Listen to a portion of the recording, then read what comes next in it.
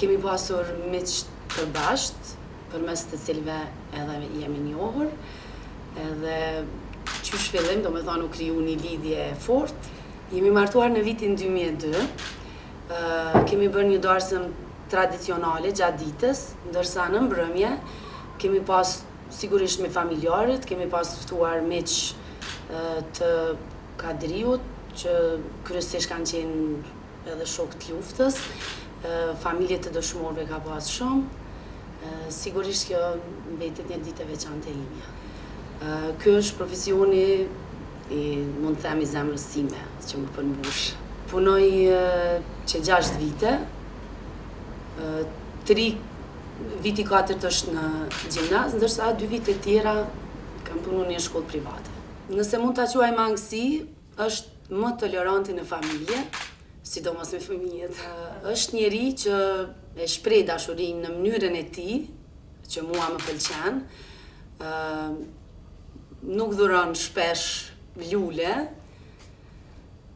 por tregon në vazhdimsi mbështetjen, respektin dhe përkrajen e tij. Nuk është që shuhet për gatimin, por nuk është edhe prej tipave që nuk e hap frigoriferin edhe s'pregadit diçka të shpejt. Për shembull vezë, ndonjë sendviç, pastat nganjëherë.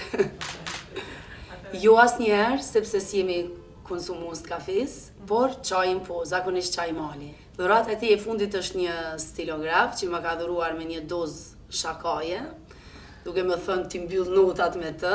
Por dhurata ime më e mirë sot dhe përgjithmonë është jeta jone përbashkët me fëmijët e tanë. Ky është bekimi më i madh. Është një ndjenje përzier, nuk është e lehtë mungesa për shkak të angazhimeve të tij, orareve të gjata në punë. Pastaj nuk është e lehtë as ballafaqimi me opinionin publik kur shoqërohet edhe me fyrje. Nuk është e lehtë edhe të humbë jeta private, por që mbase ky është çmimi. Në anën tjetër është lehtësuese kur të tjerët e vlerësojnë për kushtimin e tij për vendin, ai është mburrja ime më e madhe. Jetën politike më mundohemi me mbajt sa më larg jetës private.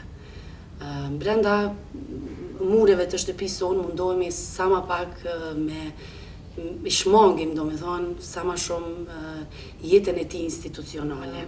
E kam mbështetur në fakt edhe mbështes për atë sa mundem dhe di.